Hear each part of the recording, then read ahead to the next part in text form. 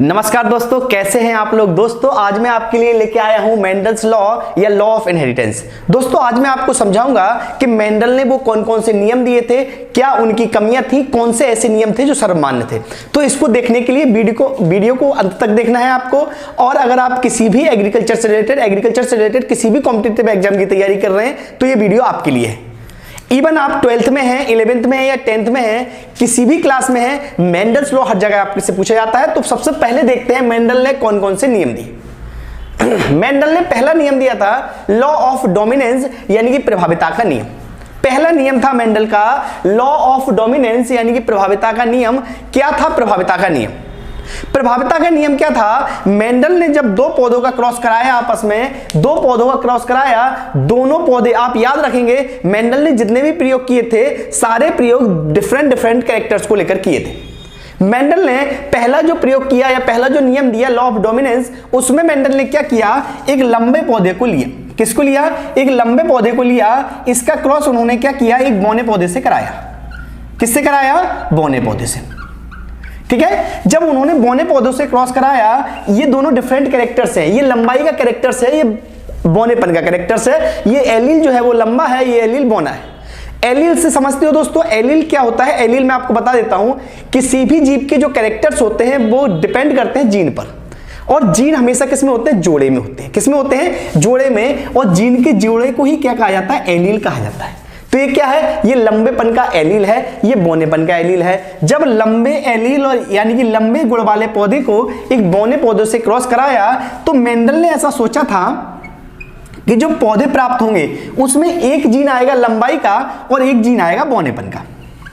यानी कि वो ऐसा सोच के चल रहे थे कि जो पौधे मिलेंगे वो एक एवरेज हाइट के होंगे, न तो बहुत ज्यादा लंबे होंगे ना बहुत ज्यादा छोटे होंगे। किसके होंगे? एक एवरेज हाइट के होंगे। लेकिन ऐसा नहीं हुआ। F1 जनरेशन में जो पौधे मिले, F1 पीढ़ी में जो पौधे मिले वो सारे ही पौधे लंबे थे। इसका मतलब क्या? इसका मतलब मेंडल को यह समझ में आया कि जब दो पौधों का, जब विरोधी रूपों का आपस में क्रॉस कराते हैं तो केवल एक ही रूप दिखाई देता है, दूसरा रूप दब जाता है या छुप जाता है। जो रूप दिखाई देता है उसे डोमिनेंस कहा जाता है और जो छुप जाता है उसे रिसेसिव कहा जाता है। यानी कि जो दिख जाता है उसे प्रभावी कहते हैं और जो नहीं दिखता उसे अप्रभावी कहते हैं। क्या कहते हैं? अप्रभावी। और जो दिख जाता है यानी कि इसमें क्या हुआ था, इसमें केवल बौना दिखाता है, इसमें लंबा दिखाता है, यानी कि लंबा प्रभावी हुआ। इसलिए इस नियम को लॉ ऑफ डोमिनेंस या प्रभाविता का नियम कहा गया। थ्योरेटिकली मैं आपको समझाता हूं क्या होता है लॉ ऑफ डोमिनेंस यानी कि प्रभाविता का नियम। तो आप समझिएगा, मेंडल ने जब एक लंबे पौधे और एक बौने पौधे का आपस में क्रॉस कराया तो F1 जनरेशन में सारे पौधे लंबे मिले, यानी कि लंबाई का गुण प्रदर्शित हुआ, बौनेपन का गुण छुप गया। इसी को लॉ ऑफ डोमिनेंस या प्रभाविता का नियम कहते हैं। उम्मीद करता हूं आप अच्छे से समझ गए होंगे। अगर आप समझ गए हैं तो हम देखते हैं लॉ ऑफ सेग्रीगेशन यानी कि पृथक्करण का नियम क्या है। ठीक है दोस्तों, लॉ ऑफ सेग्रीगेशन यानी पृथक्करण का नियम को हम समझते हैं। पृथक्करण के नियम को समझने के लिए आप यहां देखिएगा, मेंडल ने क्या किया, एक लंबे और एक बौने पौधे का क्रॉस कराया। F1 जनरेशन में क्या हुआ था, लंबे पौधे मिले थे। जब ये लंबे पौधे को मेंडल ने आपस में क्रॉस कराया, किसको कराया? जो हमें प्लांट प्राप्त हुए थे F1 जनरेशन में, कैसे प्लांट मिले थे? लंबे पौधे मिले थे। इन लंबे पौधे का आपस में मेंडल ने जब क्रॉस कराया, जब इन लंबे पौधों का क्रॉस कराया तो क्या था, ये भी लंबा था और ये भी लंबा था। जब ये दोनों पौधे लंबे थे तो क्या होना चाहिए था, क्रॉस होने के बाद F2 जनरेशन में यहां पर लंबे पौधे मिलने चाहिए थे, लेकिन ऐसा नहीं हुआ। क्या हुआ, ये दोनों ही प्रकार के जो जीन थे, ये लंबे का जीन था, ये बौनेपन का जीन था, ये लंबाई का जीन था, ये बौनेपन का जीन था। ये इन्होंने क्या किया, एक दूसरे के ऊपर अपने आप को हावी नहीं होने दिया। दोनों ही जीन अलग अलग रहे, दोनों ही जीन पृथक पृथक रहे, इसलिए इसे पृथक्करण का लॉ कहा जाता है। ये जो जीन था वो इसके साथ मिल गया तो इसने एक बनाया कैपिटल T स्मॉल t। ये वाला जीन दोबारा से इसके साथ में मिला और कैपिटल T स्मॉल t बनाया। फिर ये जीन यहां पे मिला तो कैपिटल T स्मॉल t बनाया और स्मॉल t बनाया। मतलब इसके द्वारा ये जो तीन पौधे मिले हमें वो लंबे मिले और एक पौधा मिला, ये कैसा था, बौना। यानी कि हम कह सकते हैं कि जो पौधे हमें प्राप्त हुए वो 3:1 के अनुपात में प्राप्त हुए। यहां पर जो छुपा हुआ लक्षण था बौनेपन का, जो बौनेपन का छुपा हुआ लक्षण था, वो भी क्या हो गया, वो भी सेग्रीगेट हो गया। सेग्रीगेट का मतलब होता है अलग हो गया, पृथक हो गया। इसे ही पृथक्करण का नियम कहते हैं। समझ में आ गया होगा दोस्तों। एक बार फिर समझा देता हूं, मेंडल ने क्या किया था। पहला आपको डोर्मेंसी यानी कि प्रभाविता का नियम समझ में आ गया। जो प्रभाविता के नियम से यानी कि F1 जनरेशन में जो पौधे प्राप्त हुए, जब उन पौधों का आपस में संकरण कराया तो F2 जनरेशन में, F2 पीढ़ी में एक निश्चित अनुपात में लंबे और बौने पौधे मिले। इसे लॉ ऑफ सेग्रीगेशन या पृथक्करण का नियम कहा जाता है। ठीक है, ये हम कहें जो छुपा हुआ कैरेक्टर था वो भी बाहर आ गया, इसे कहते हैं लॉ ऑफ सेग्रीगेशन या पृथक्करण का नियम कहते हैं। ये मेंडल का नियम थे। ये दोनों ही नियम जो है वो मोनोहाइब्रिड क्रॉस कहलाते हैं। मोनोहाइब्रिड क्रॉस क्या होता है, यहां एक बात मैं आपको और समझा देता हूं। ये दोनों ही प्रकार के, यानी कि पहला नियम आपका और दूसरा नियम, ये दोनों ही नियम क्या है, ये मोनोहाइब्रिड क्रॉस है। क्या है, मोनोहाइब्रिड क्रॉस। क्या होता है मोनोहाइब्रिड क्रॉस, यहां से समझ लीजिएगा। एक नई चीज मैं आपको बता रहा हूं, मोनोहाइब्रिड क्रॉस जब एक जोड़ी लक्षणों को लिया जाए, इसमें क्या किया था, लंबेपन का, इसमें लंबाई का, लंबाई के दोनों विरोधी थे, एक लंबा था एक बौना, लंबाई के केवल थे। जब एक कैरेक्टर को लेकर, जब एक लक्षण को लेकर स्टडी की जाए तो उसे बोलते हैं मोनोहाइब्रिड क्रॉस। जब दो लक्षणों को लेकर स्टडी की जाए तो उसे बोलते हैं डाई हाइब्रिड क्रॉस। ये जो आपका तीसरा लॉ ऑफ इंडिपेंडेंस असोर्टमेंट है, ये डाई हाइब्रिड क्रॉस पर आधारित। अभी मैं आपको बताऊंगा कैसे आधारित है, पहले दो समझ लीजिएगा। ये दोनों क्लियर हो गए। अब दोनों नियम में मैं आपको एक चीज और बता देता हूं। ये जो लॉ ऑफ डोमिनेंस है, ये लॉ ऑफ डोमिनेंस है, इसको मेंडल्स फर्स्ट लॉ कहते हैं। ये लॉ सर्वव्यापी नहीं है, ये लॉ सब जगह लागू नहीं होता।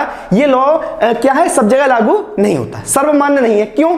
क्योंकि मेंडल के नियम के अनुसार क्या है कि जब एक लंबे या एक बौने, या दूसरी भाषा में कहूं कि जब एक कैरेक्टर्स के दो विरोधी रूपों को लिया जाता है तो F1 जनरेशन में केवल एक ही रूप आता है।